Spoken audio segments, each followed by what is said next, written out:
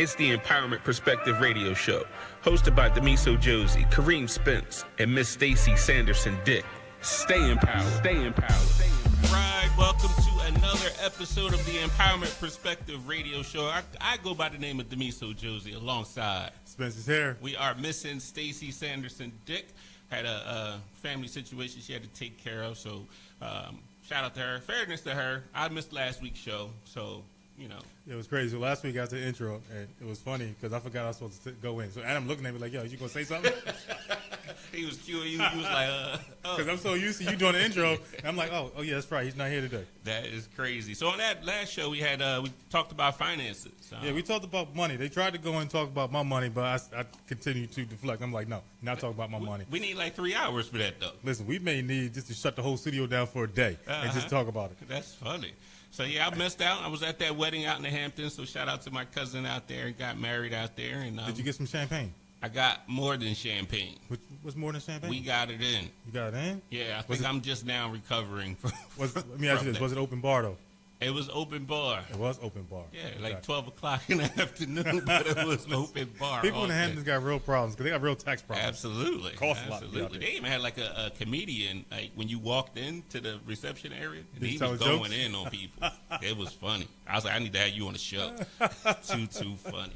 But, we've been working the podcast and working on 2019. So those of you who follow us on the empowermentperspective.com, we've been making announcements about 2019 being a big year. So we're planning. If you haven't started planning for your 2019, you better start doing that right now. You start looking at that calendar. Yes, the calendar. Yes, the calendar. But I do have to take a personal story. And I'm going to admit the fact that half of this was my fault. So we had a scheduled podcast up in New York City with a shout out to Cheryl Jacobs. Yes. Look how long it took me to get a female pilot that wanted to talk to us.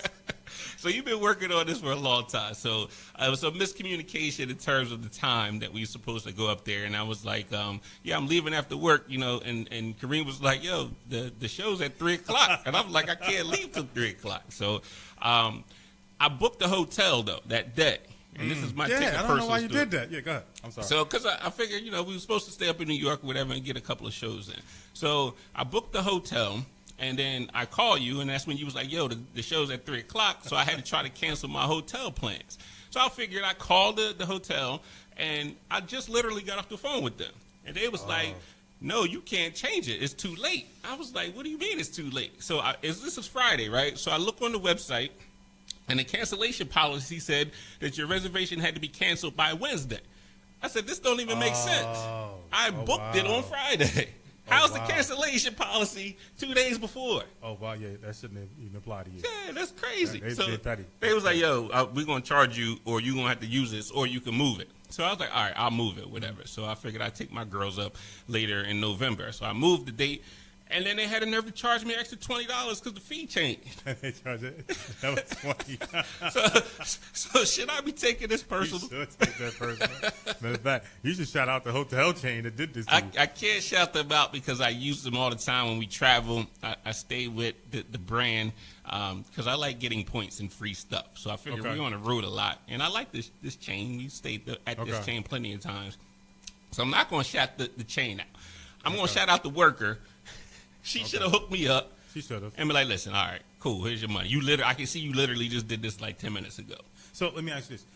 Could you have possibly said that it wasn't you, it was your daughter playing around with the phone and then hit the button by mistake? No, I didn't say that. I said, matter of fact, the messed up part about it was they didn't even charge my account yet. It didn't even show up as any charge on my account. Okay. But she was like, if you don't do something about this, we going to hit your pockets and give your room away. Oh, they're going to double dip. Yeah, man. So I'm taking that personal. I'm sorry about that. I got to tell you personal, too. All right, what you got? So this is the first day of the school week. Mm-hmm. So, of course, you got a new position. You changed jobs and everything. So when I get there, they was like, oh, we're so sorry about Demiso. I'm like, yo, he's not dead. I'm like, you can call him. Like, yo, we're so sorry we're going to miss him. Like, he's dead. I'm like, I just talked to him yesterday. You called me on the phone. Unless something happened I ain't know about. I'm like, yo, he's not dead. Go ahead and call him. Shout him out. Let him know what you care. Shout out to my former co-workers and colleagues down in Egg Harbor Township. I am live and well, for those of you who are listening to the show. But I did move on to another job in Hamilton. So I'm back where I started. And you know how we do. Full circle. Okay. So you know how we do, though. When we go places, we talk to people, and we're working on another show. I can't say what we're going to be doing just yet. And I remember I ran into this young lady who's on the set with us right now, and I was like, started talking to her. The one thing I kind of got offended by is she went to St. Joe's University. Almost the right color, it's just the wrong school. At least you were in the city. It's a different neighborhood, too. Yes, different neighborhood. It's definitely not North Philadelphia. And then we got to talking, and she was like, yeah, I'm an English major and into journalism. And I was like, I said, we're looking for a host of this show. I know her parents very well. I worked with her mother at the high school, and we had her father, the Dr. Frank Oneski, on our show. We were down there in Hamilton. It was Be Epic. Yeah, Be Epic. Well, you can think about his book, and everything he did. I can't get the idea of out of my mind with him running around with tights on, flying around the school. That bothered me on the show. It bothered me when you told me about this is what this man did as a sacrifice to help out the kids. That's too much. Hey, listen, man, anything for the kids. So we have his daughter on. Yes. Welcome. Welcome, Frankie. How you doing, lady? I'm doing great. Thanks for having me today. I'm excited to be here. Oh, thanks for being down here. So we have a traditional question we're going to ask you later on the show. Our audience knows what that question is. So, but today's show is all about media, specifically women in the media. So the empowerment perspective, what we try to do is we try to empower other people. So it just kind of clicked the fact that you wanted to be into journalism, and I was like, hey, we're doing this show. What are you doing on Saturday? And this was like yesterday. This is how. Yeah, it was short notice, but I'm excited to be here. You was like, nah, good, I'm good. So she showed up. I didn't think you were coming, but like this guy. We light today too. Normally we have a full house. That's good, but we got a lot of call-ins today. So it's about women in the media. For those of you who know me, I was formerly an employee at ESPN and ABC, so I reached out to some of my former colleagues, and we're going to chop it up today about media. How can you get into the game? Just the role that women play within the media, and some of the things that they have to deal with. Hopefully you have some questions. I've seen your little book over there, and it's like 30 pages. You was up late last night, weren't you? Yeah, this will be helpful for me because I am aspiring media professional. Why do you want to get into this game?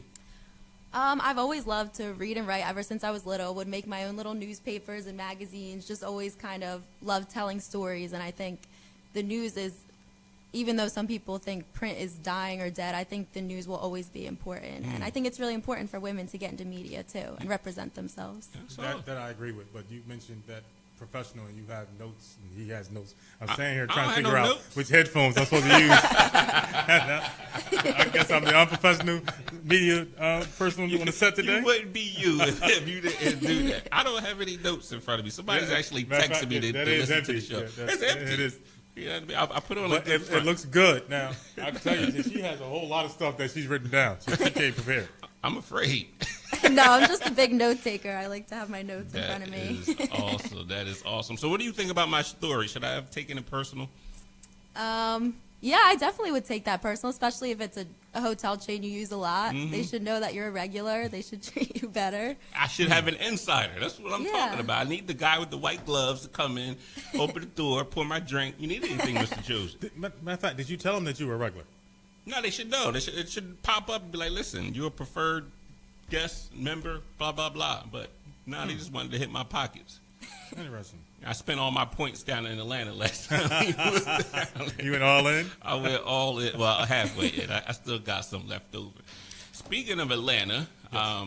I want to talk about vision before we get into the actual meat of this show. I'm a firm believer in having a vision and creating that vision and a plan to attack it. And it kind of 3 years ago, I went down to Atlanta and I saw Manny Scott speak at this conference. And I put out to the world of Facebook, I said, I'm going to be back in Atlanta speaking. I didn't know what that meant, what that looked like or anything like that. So the next year I put the proposal together for this one conference and they was like, all right, we're going to send you down to California. So me and Darlene went to California and we did a conference out there for educators. And I said, no, I got to get to the A somehow, shape, form, or fashion. So I put another proposal together, and we went to Orlando on that one. So we go down there, and in our particular presentation, there was like 7 people in the thing. It was. I was like, yo, ain't nobody gonna listen to anything that we have to say. But I'm a firm believer. I don't care if it's 1 or 1,000 people in there. I'm going to deliver what I got to deliver.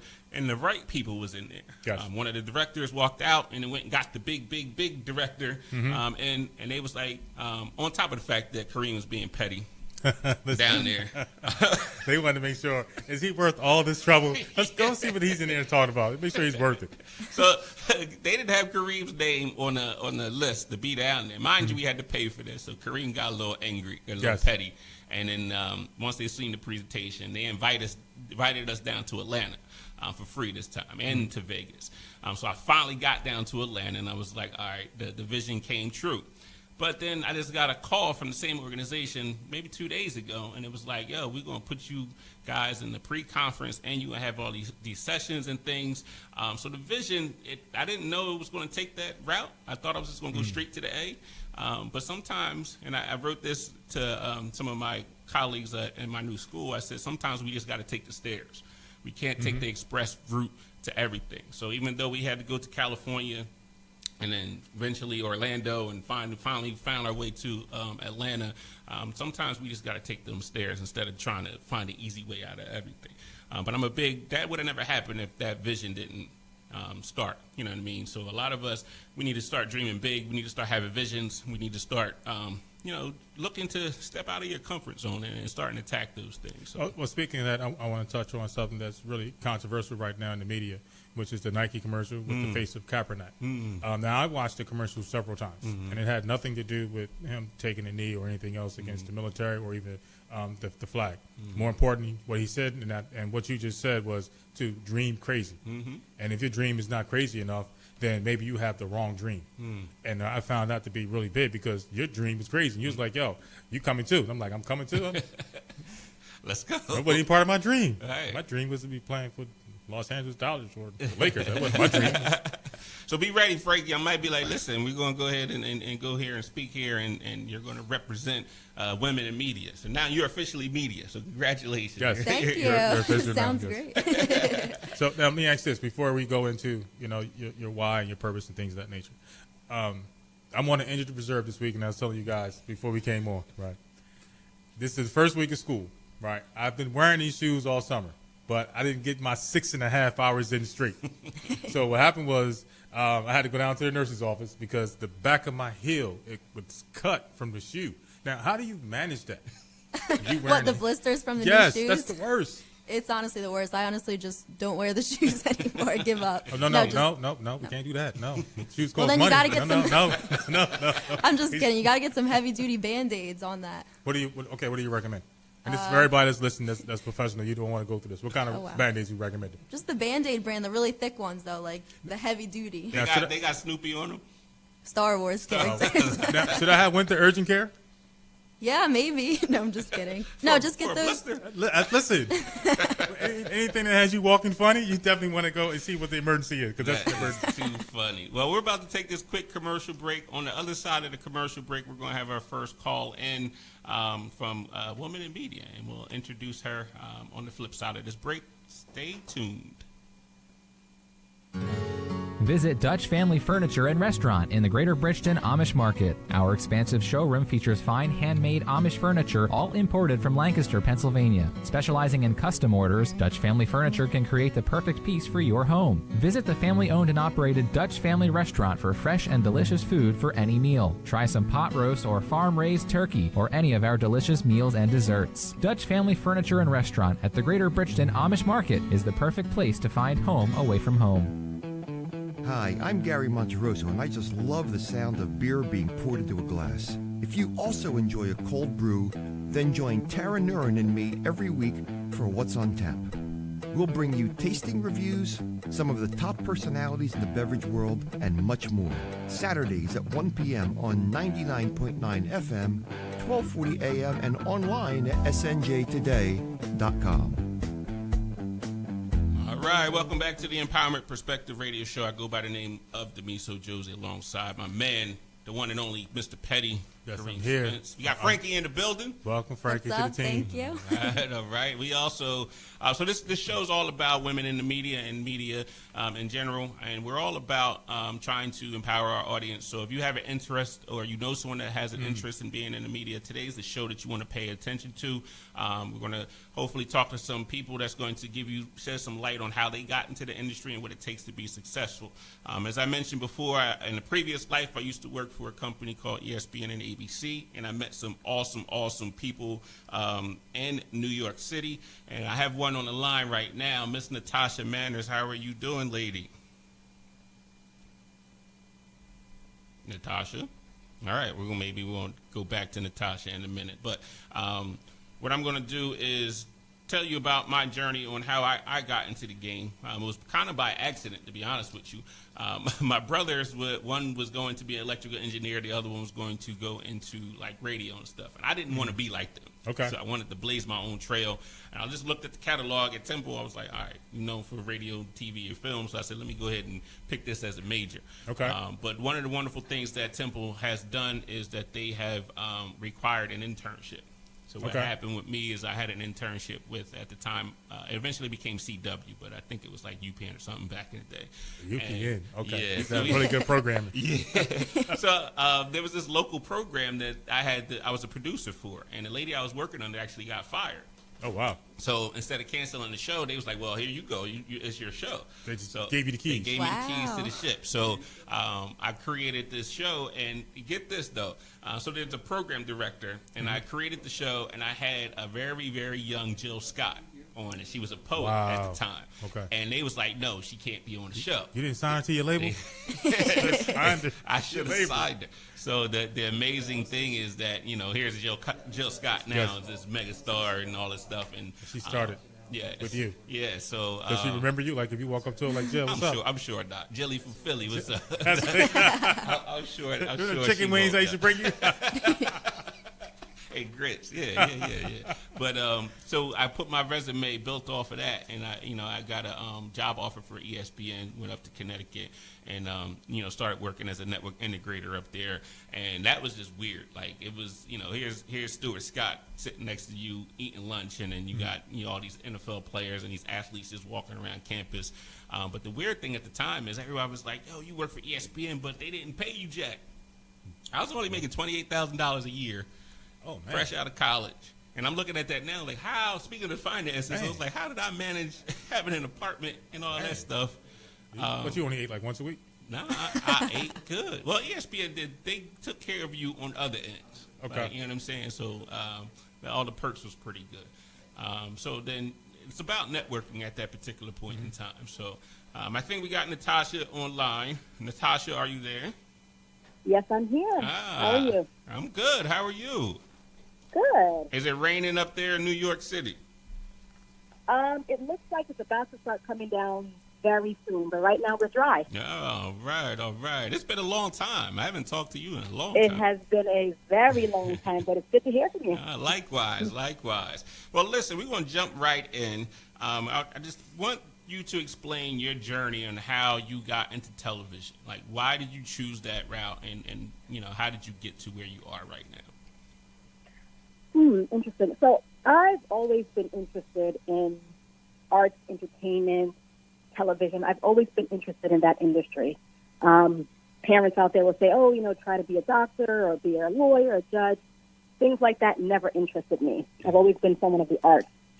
So I started that back in high school. I was always a part of, a media club, anything, the newspaper, the magazine, and that pretty much carried me all the way through college. In college, I was a part of the Black media team. I was a part of the broadcasting news magazine. I went to West Virginia University, so they were very big on that in their journalism school. I was a part of the newspaper, reporting, things of that nature. So it always interested me to interact with people that way. Mm-hmm. And I stayed with that. Right. I continued with that. I never ventured off and did anything else simply because it just did not interest me. This is something that kept driving me since I was in high school. Mm. So I continued that journey, and right out of college, I was very determined that I would only do work that was related to what I was interested in. So therefore, I looked for, radio. I looked for television. I looked for newspaper, magazine. I took internships that were unpaid, but it was magazine experience. It was in television. It was in radio advertising. So I stayed with that. And the journey's not easy because, again, I said unpaid. So you have to really be committed to what you want to do. But I was very committed to doing that. Now, I did. Not to cut you off, but I know your father played a major role in your life. What role did he do in supporting your dreams and what you wanted to do? Just all-time support. I mean, again, he supported me, but he was also of the very old school of, are you sure you don't want to be a judge? Are you sure you don't want to be a lawyer? A doctor? Those typical things. And I would say that I am not interested. So it was fighting through that, and I think by me being really determined, he saw that, she really doesn't want to be a doctor, which I really did not want to do that. Gotcha. But then when he saw that, he's constantly supporting me, making sure, that I got to jobs. He helped me when I was doing my unpaid internships, making sure that I was eating, making sure I was getting to where I was going, just the constant support. But again, he was on the old school level of, doctor, lawyer, and then had to, come my way when he saw that I wasn't budging. So let me ask a quick question. This is Spence. So on the days that it was raining, like today, how did you continue to find the motivation to keep going, even though you were in those unpaid internships? Not always easy. Not always easy. It's a drag. Sometimes it's a drag. You're going somewhere. You're putting your all into it, and you're not getting paid. You're going for the experience, and that is what I would always tell people in media. A lot of the work that you will do comes from experience. It does not come from what they teach you in school. Kinda what like I am doing, exactly. It's all experience. What I do right now, you cannot learn that in school. They don't teach you that. What is it that you do today? So right now I work for ABC Television Network, and I am a senior manager of broadcast schedules and implementation. So basically my group is in charge of working with the larger broadcast operations group to ensure that all the elements in all of our ABC television programming is done correctly. It's a lot of what the viewer doesn't see. And I'll sum it up to say, we make it pretty for the viewer. So what you're seeing is a compilation of the show content, compilation of commercials, promos, graphics, and all kinds of elements. It does not start out that way, but it finishes that way thanks to the work that my team is helping to do. So we make that program pretty for you guys. Got you. Yeah. Now, in a former life, we worked together as operations managers down there in ABC, and it was sort of the same type of a situation a little bit. But on the show, we also have Frankie Renesky here, who just finished college as a journalism major. Is there any advice that you can give her on how she can get into the game of television? Don't stop. I've been speaking a lot to a lot of people that have just recently graduated. It's serious business out here. When I graduated, we didn't have this digital world as we have right now. That's a whole new realm. So you have to make yourself available to learn any and everything. They're out here hiring people that are one-woman shows, one-man shows that know how to do any and everything and willing to do any and everything. Again, a lot of what happens now, they do not teach you in school. Do not just look for things that are on paper. A lot of people come out, I want to be a reporter. I want to be a producer. I want to be a director. That's great.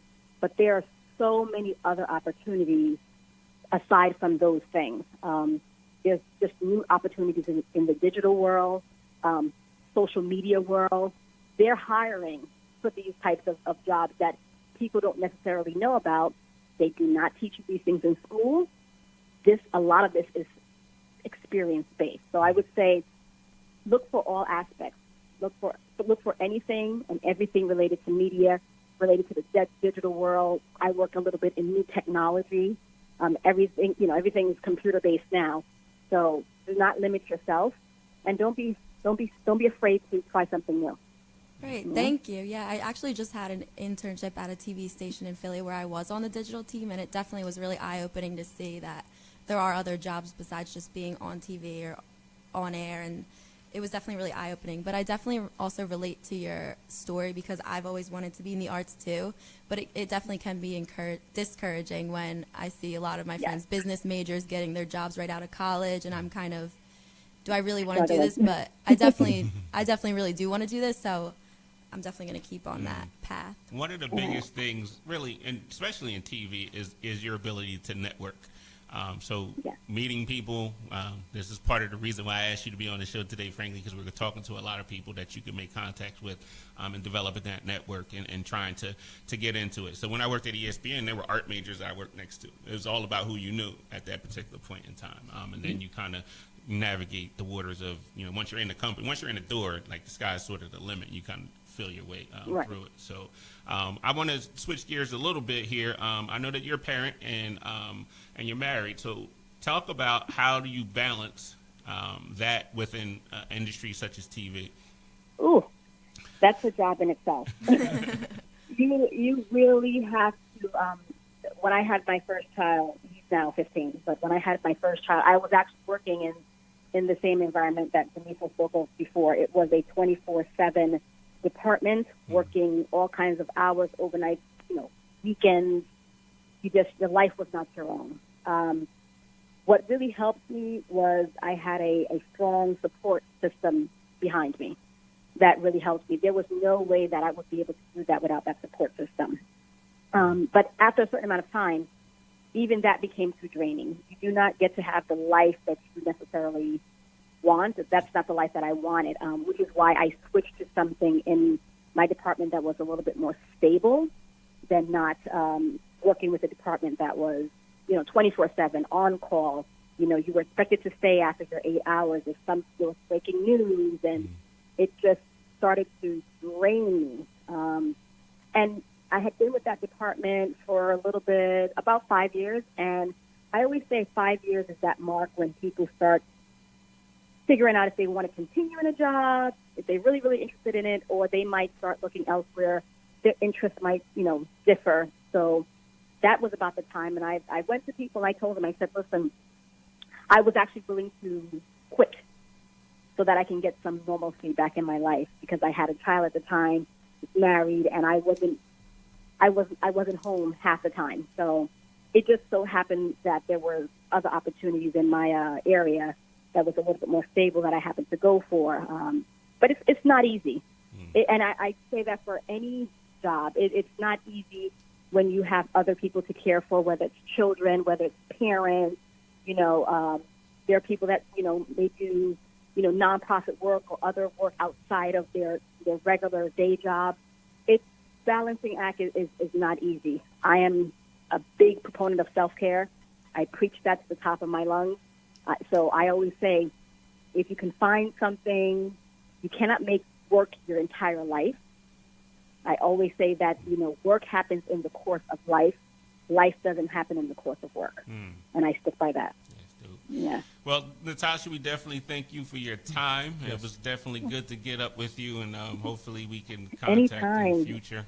We're absolutely. Definitely going to be in New York relatively soon. We were supposed to be there a couple of weeks ago, but I messed that up. But we'll be up there. We'll be up there definitely and check you out. And hopefully everything is well with you and your family. And it is. Thank you. Awesome. So thank you again. And we got to go on this commercial break, and I'll be in touch. So on the flip side of this break, we have more call-ins. We're going to have a call-in from California and somebody down in North Carolina. Talk about network. My network is like expansive right there. It's getting bigger. So we'll be back right after this message. I'm Father Robert Sinatra, pastor of St. Padre Pio Parish here in Vineland, New Jersey. Come and experience the best of Italian culture at our 16th annual St. Padre Pio Festival, held on September the 23rd, 2018, from 12 to 6 p.m. Taste the food, hear the music, and most importantly, share in the faith of the great Italian saint from Pietrelcina and his love for our Lord and Savior Jesus Christ. Hope to see you there. Hi, I'm Gary Monteroso, and I just love the sound of beer being poured into a glass. If you also enjoy a cold brew, then join Tara Nurin and me every week for What's on Tap. We'll bring you tasting reviews, some of the top personalities in the beverage world, and much more. Saturdays at 1 p.m. on 99.9 FM, 1240 a.m., and online at snjtoday.com. All right, welcome back to the Empowerment Perspective Radio Show. Mr. Petty, how'd you feel about Natasha? She gave you some good information. It was one. I know she had to go, but it was one question. Should ask her about them shoes. Because listen, I'm in pain right now, but I'm fighting my way through it. I'm on an injury report today. That is too funny. So I talked about my network, and again, I'm about putting myself around people that are about things and trying to empower as many people as possible. So I had to dig deep into my network on this one, and this is somebody that I have on the line that I kind of grew up with. She kind of grew up with my brothers. I found out that she went down south and started doing a thing in the media. Miss Erica Linney, how are you doing, lady? I'm good. How are you? I'm doing well. Where are you in the South? I forgot to ask you. I'm in Virginia Beach. Oh, Virginia Beach. Huh. Went to the beach, huh? So talk about a little bit what you do down there. Like, what's your role in the media? I work on a international magazine program called Turning Point International, and it's a Christian-based program, but we air throughout Africa, the Caribbean, the United Kingdom. So it's more of an international program than an American one. But we are starting now on a digital channel that the company created. So I'm really excited about that. That is awesome. How did you decide that this is something that you wanted to do? Was it a calling for you, or do you feel like this is something that you always just wanted to do? You know, growing up, I always loved watching TV. So I always loved the idea of television and film, to be honest. But I think I just went into it. There was other avenues I wanted to do. I wanted to be a pilot. I took flying lessons. I didn't enjoy it. I thought about a lot of other professions, but I kept coming back to television or just being creative. I think that's what I wanted to do, was to be creative. I got you. So talk about your journey there. How did you go about getting there? Well, I went to Hampton University. That's how I ended up in Virginia. And I studied broadcast journalism. I ended up going to Regent University to do script and screenwriting. And after that, honestly, I started working in social services. I worked at a group home afterwards. And my coworker, honestly, his name is Jay Brown, really, every day he would say, Erica, you are wasting your time. This is not where you're supposed to be. And I went back to Regent for something, and I saw a flyer for actually the show I work on now. And I started interning, and that led me to, being an associate producer, a producer now. I'm a senior producer there. And I think it was just fate, honestly. Got you. Talk about your role as a female in the media. Like, what kind of skills do you have to develop in order to be successful in what traditionally was a male-dominated industry? I think writing. I think writing is very important. I think to be skilled in writing, to be skilled in all aspects of media at this point, because now we're a lot of the industry, you kind of have to know everything: lighting, directing, camera work, editing, because people are, you save money if you can do everything. That's always the key. If you could do everything, then you can save a little bit of money. But I think, you don't have to be a master of everything, but have a working knowledge of whatever it is that you want to do in media. There's a lot of aspects to media that people don't realize.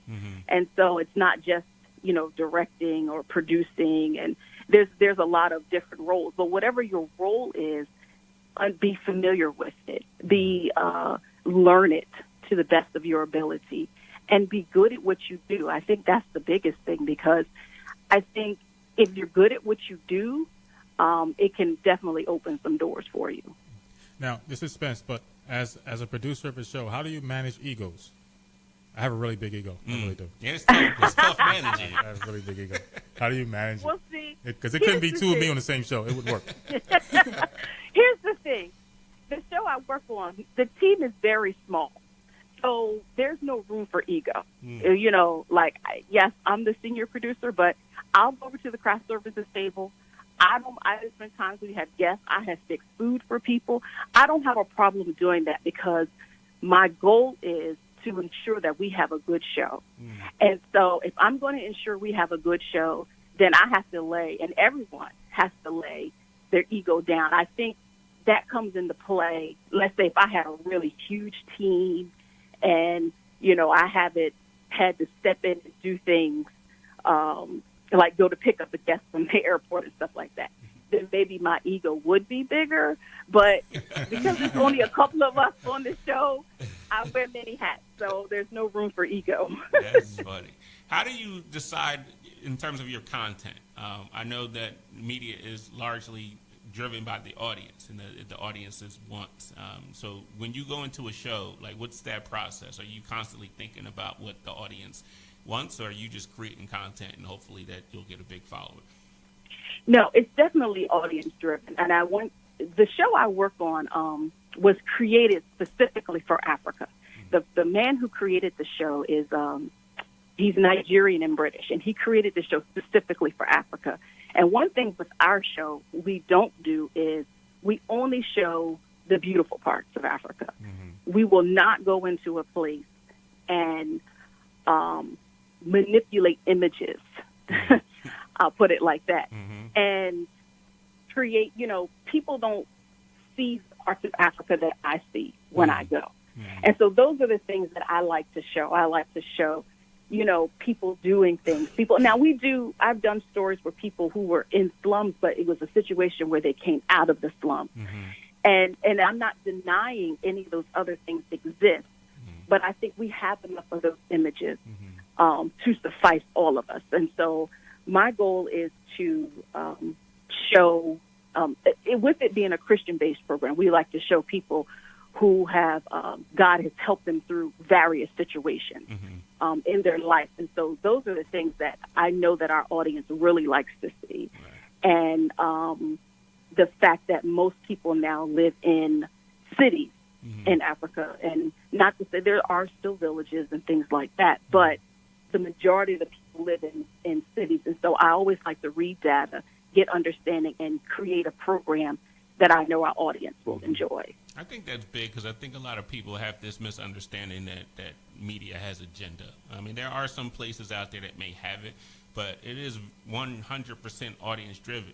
If you don't like the content, stop watching it, and then we'll change the content. The audience has the power to really dictate and drive what the media is all about. And in these individual stations and things, they have a brand that they're trying to protect. It's like Nike. Like, you know what I mean? Nike's going after athletes and sports people.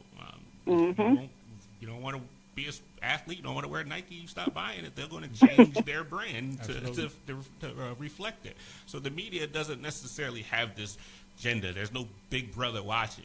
They're watching you and seeing what your habits are, and then they're going to create the content to get as many people as possible. So if you don't like the content, stop listening. Don't stop listening to this show. No, this is good stuff. Other shows, yeah. Well, I'll say this. I'll say we are the number one radio show in South Jersey on Saturday mornings. That's dope. Yes, we're number one. From 12 to 1. Absolutely. We're number one. We are number one. And we went out and we polled some people, and I actually polled myself, and I came up with the data, and I'm saying that we're number one. That is awesome. Well, listen, Erica, I know you probably got a flight to catch or something going on, so I definitely appreciate your time and calling in. Definitely want to hit you up for the future somehow. Yeah, we're coming to the A. Yeah, we were supposed to be down in August. Yeah, we're going to the A. We're going to have to stop by Virginia Beach, too. And no, we were supposed to have been in Virginia. We were supposed to have went down to Richmond. No, you're right. You're right. So we gotta hook something up. So we'll definitely stop down in Virginia, too. Don't blame us. Blame Stacy, because she's supposed to be working on our calendar. So, Frankie, you're on the team now. You're in charge of the calendar, so we have to get our calendar. That's a lot of responsibility. You're going to be accountable for a lot. I can handle that. Even stuff we don't tell you. That's supposed to be on the calendar. So thank you, Erica, and safe travels out there. Thank you. Thank you. Thank you guys so much. Awesome. So that was Erica Lenny. She's down in Virginia Beach. So we talked to Natasha. We talked to Erica. Erica was somebody that I grew up with. And She's from Stanger Avenue too? Off of Stanger Avenue.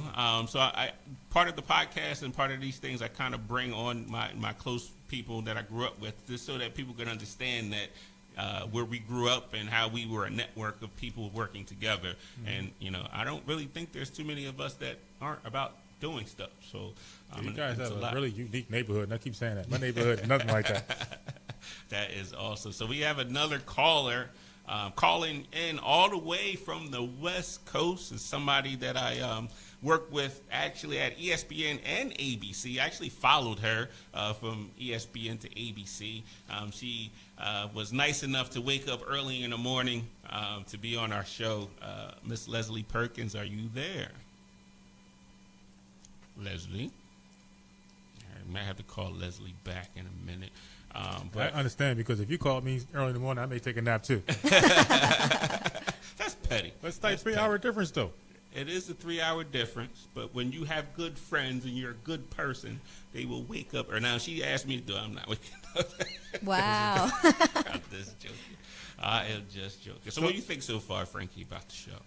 I think it's just really great, especially for me, to hear from everyone about their journeys, about just how they kept on the path even when it got hard, and just to hear how they really broke into the industry, because it can definitely be discouraging at first when you're just facing job applications and internships and what do I do next. So it's good to hear about there's a lot of different paths to get where you want to go. Right. Are you checking off everything on your list? Yes, I am checking off, circling things, underlining, writing stuff down. I feel like I'm in class or something. Right. I think we got Leslie on. Leslie, are you there? I am here now. Can you hear me? Yes. Good morning. Morning. You're awake now. I am awake a little bit now, yeah. Oh, nice. I was just telling the people that, we kind of shared the same journey of going from ESPN to ABC. I kind of followed you over there to the big city. So let's talk about your journey into television. When did you have that passion that you knew you wanted to be into media in some shape, form, or fashion? I don't think it was until my last 2 years of college. I to be honest with you, I changed my major about 5 times before I even decided on what I wanted to do. Yes, very indecisive. I like choices, I like having my options open. I can relate. I definitely changed my major too. I did. I did change it about a few times, and one of them was just because I wasn't doing really well at something I thought I would be really good at, and so I figured, all right, well, let's just switch it up. So I did switch it up, and I was bored with that one, so I decided, all right, well, let's try mass communications. So I was pretty decent at that, and so I figured let's just work on this one. This would be good. And you went to the University of Connecticut. Connecticut, and they had a pretty decent program, I take it. They did have a decent program. I spent most of my time focused on interpersonal skills, more so than their television program. They had a really tiny TV program station, and they didn't do a whole lot. So I think it's grown since I've left, but at the time it wasn't that big, and I spent most of my time just learning more about interpersonal skills, which is kind of funny to say now, but in the long run it helped me, right? So I did study mass media communications, but I focused more on the interpersonal side more so than the actual getting in front of a camera and doing that kind of work. Although I did have an internship in New York City doing post-production where I learned about, patching tape machines and sitting in on editing sessions. At the time, that post-production company was doing a lot of editing for MTV. So it was a time where they were doing the Video Music Awards, and Chris Rock, they were trying to put Chris Rock into a Jamiroquai video. So I'm not sure if people remember Jamiroquai, but it was pretty cool to be involved in. And I thought, well, this is pretty amazing, so I'll want to continue to do this. So I came back to Connecticut trying to find myself a job. So let's talk about it. You found yourself a job. You got that phone call from ESPN, and they were like, we want to hire you as XYZ. What was that moment like for you? It was pretty cool because it's ESPN, right? And so, I'm a girl who grew up in Connecticut, and Connecticut doesn't really necessarily have a major sports team. And I was into UConn basketball, and I went to UConn, and I was going to football, soccer, and basketball games since I was about 10 years old. So going to ESPN and working for ESPN was like a dream because I was going to be working at the largest sports network that ever existed, right? So that was pretty amazing experience. And I was pretty lucky. I felt pretty lucky to be able to go into ESPN at such a young age. Right. Although knowing now they take a lot of people at young ages. Yeah. So let's talk about that life, though, because we work together in the same department. Yeah. What was that life like as It's a young rough. person? Yes, it was. So it's a little bit of both, right? I think when, at our age, when we were 23, 24, even 25, that kind of lifestyle is fun. And Bristol, Connecticut was just like an extension of college. So going to each other's houses at 3 o'clock, 4 o'clock in the morning because you just got out of work was kind of a normal experience. And it was fun because we were young and that's what you do. But as you get older, that 24-hour, 7 days a week, nights, holidays, weekends, that grows on, that wears on your body, it wears on your mind. And, it gets hard after a while. Your liver, for that too. So this is Spence, but going into the interview process, did you have to know a lot about sports at ESPN? I don't remember, but I'm fairly certain they must have asked. But because I was such a huge sports fan anyway, it was easy for me to answer questions about sports. So, I'm sure they asked me things about who's your favorite team, who's your favorite player. And, of course, at the time, and even now, I probably have answers to that. Probably less so now. But at the time, definitely. No, the reason that I asked that because they had a program show called The Wake Up or Early in the Morning, and there was a female personality that said that she wasn't going to watch football or NCAA football, NFL or college football for the season. She was like boycotting, and then they just moved her off the show. He was like, "You out? Yeah. This is a wrap for you." That's interesting. That's silly. Why would you do that? Yeah, right.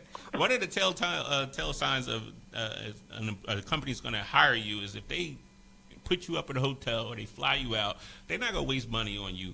So that was kind of my experience with ESPN. I went, got invited to come for the interview, but I was like, all right, they're going to put me up in the Marriott. I said, I know I'm coming home with this thing. They put you in Marriott? They put me in a Marriott, man. You get a king or double queen?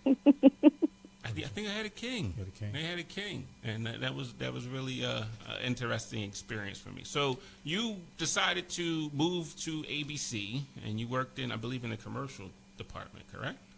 I did. In fact, I was so desperate to move to New York City, I had no idea what I would be doing. I just somehow got the job and just went. Nice. The funny thing is, and it sounds so childish now, but at the time, I just wanted to be somewhere bigger. And they were doubling my pay. I was going to New York City. I was young, and I said, "This sounds like fun. Let's do this." So I had an idea of what I would be doing. And in fact, within the interview, they brought up a machine that I knew nothing about. I was like, "Oh yeah, we have that at ESPN." So you lied to them. I 100% kind of fibbed. I knew what it was. I just didn't know how to work it. So. That's not a lie. learned. That's not a lie. She recognized what it was. She didn't know what it did. That's not a lie. Yeah. So I have a question. Sure. I just graduated from college. I'm hoping to get into journalism, media in some way. So I was just wondering, why do you think it's important for women to get involved in media? Well, I think it's because it's a little bit of diversity, right? I have to tell you, I've been pretty lucky throughout my career because the first time I was hired for my job I was hired by men. And then the next two jobs I've been hired by very strong, powerful women. And so it's been a decent experience because you want to have people above you that you can look up to and you can learn from. And when I sit in conference rooms, so I went from an operations job to an IT job. And I can tell you that on many occasions, I sit in a room where I'm the only woman. I'm surrounded by a good 8 to 15 men and one woman. And so there's not a lot of women in media, and I think that voice needs to be heard more. And so I think it's important to get yourself out there. Whatever path you choose within media, because there's so many of them, definitely. You can sit around a room and you'd be one of 1, 2, maybe 3 women top. So it's good to get us out there. Yeah, and I agree. I think that the perspective coming from a woman is always going to be different from a man. So I think that your voice needs to be heard, especially in those meetings when they're making decisions. Right. Absolutely. That's dope. I want to switch gears real quick because we're coming near the end of the show. We got like 9 minutes left of the show. And I want to ask you this question. And it's a really, really important question I need to ask you. Are you petty? Yes. I think I don't want to say not all the time, but sure. I mean, if there's something that irritates me, or if there's a person that, I try to deal with people on the same level all the time. And obviously, there's people you like a lot more than others. Mm-hmm. But I never treat the people that I don't like poorly, right? Because in business and in life, you never know who's going to be there. You never know who you're going to run into. You never know who's the next person that might need to help you. You always want to be kind to those people. But I can't tell you that they've done something or someone's done something or I've heard something that I don't immediately jump to a conclusion that I'm like, well, that's ridiculous. So, yeah, I can be petty. I'm glad that you admitted it, and I didn't have to bring it out in you. I'm glad that you admit that you were petty. Well, I don't think that you thought I was going to answer that differently, though. No, I didn't. Well, I have another really big, important question, at least to me, because I am petty. I've been dealing with this pain on the back of my heel all morning. I wore shoes this week, and it cut, like, right in the back. It's really deep. How do you manage that when you put new shoes on and you're running around and you're in pain? What do you do? Suck it up, Buttercup. No. That was the name of it. I think she watched it. Lovely. Well, Leslie, we thank you for your time, and the Empowerment Perspective Group has to get out to California before we bring you back. We're going to go out there and capture you. We're going to bring you back to the East Coast where you belong, but we're definitely going to... Well, I'm ready for that. All I ask is that you stop at Roscoe's and get us some chicken and waffles before we leave. So I'm going to let you go back to sleep. It is Saturday, and it's probably like 6 o'clock in the morning out there. There's probably traffic already. Yeah, probably traffic. Yeah. Traffic is always out definitely there. Traffic already. But thank you so much, lady, Thank you. and I'll be in touch. That was Leslie Perkins out there in California. So we talked to three very, very important, prominent ladies in media. We didn't get to ask everybody if they were petty, but we're going to ask you, Frankie, are you petty? Oh, I think everyone's a little bit petty. I think I try not to be petty. You guys talk to my dad, he says, treat everyone like you want to be treated. So I do my best to do that. But of course, if something's bothering you and really irritating, it's hard not to be petty. But when's the last time you were petty? Probably towards my sister. Was that like today? Yeah, probably last night, today, this morning. Oh, wow. She's always trying. So when I'm at college, she's always in my closet borrowing my clothes without asking. But then if I go into her room and I'm like, can I borrow a shirt? No. Why would you ask that? So, of course, we do get into some petty arguments, I would say. I don't think that's petty. I don't like people wearing my clothes. I don't think that's petty. That is petty. No. Well, if she's borrowing mine without asking. It's her sister. So if your brother came in your closet and was like, let me take this brand new jersey that he hasn't worn and put that on. That's okay with you?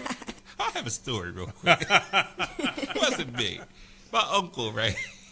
My brother just bought this jersey. It was the Oklahoma jersey. It was one of the new ones back in the day. And he wore it one time, right? And he was about to wear it again. And I see my uncle walking down our dirt road with this jersey on. He was looking fresh, too? He was looking fresh. And my brother was so mad. It was like, you know what? I ain't even wearing it anymore. You can have it. So go ahead and keep my Billy Sims jersey. It doesn't matter. I always want to wear it. But I think it's fair that, the sisters should be able to share clothes, whatever. Now, if I'm not walking in your closet, we're not related. It's not going to happen. No, nobody should be wearing nobody else's clothes. But my dad was a stickler on that. Nobody wears nobody else's clothes around here. Undergarments, I get. But I'm not borrowing. That's how it starts. It starts with shirts and pants, and then it's like, oh man, I forgot I left my underwear, and then you go put my underwear. No, that just becomes nasty. That is ridiculous. So, but if you stop it in the beginning, you don't have to worry about it. Like I had a conversation, and they were talking about bowling shoes. I have my own bowling shoes. Yeah. It's like, why don't you wear it? No, I'm not wearing nobody else's shoes. I don't know what people been doing with their feet all day, and I'm not putting somebody else's shoes on. They got this spray in it. No, I don't know. Well, what happens if you get somebody who's not paying attention, right? And they just spraying, but they missed the entire shoe, and then they just put it back on like it's clean. That is disgusting. You have to have a lot of trust in people. Something to think about with the bowling shoes. Everyone go buy their own shoes. Yes. Yeah, next time I go bowling, might have to buy my own. No, go on Amazon. Everybody go buy their own shoes today. Nobody should be sharing bowling shoes. or skates for that matter. If you go like Young's or you go out there to Franklinville, bring your own skates. Stop sharing people's shoes. Oh my goodness. What's something wrong with you, man? It really it is. It is. I have several diagnoses. So you dressed like the mayor today.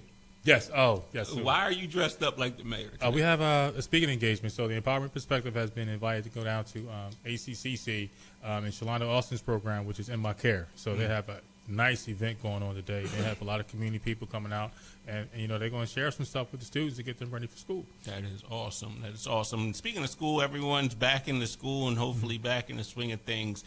So hopefully our show prepared you for that. I want to give a shout out to everyone that donated to our fundraiser out there. We were able to give school supplies to the surrounding community here near Violin, and we also had a school out in the Bronx, I believe we also donated to, that's out there. So the Empowerment Perspective is doing some things.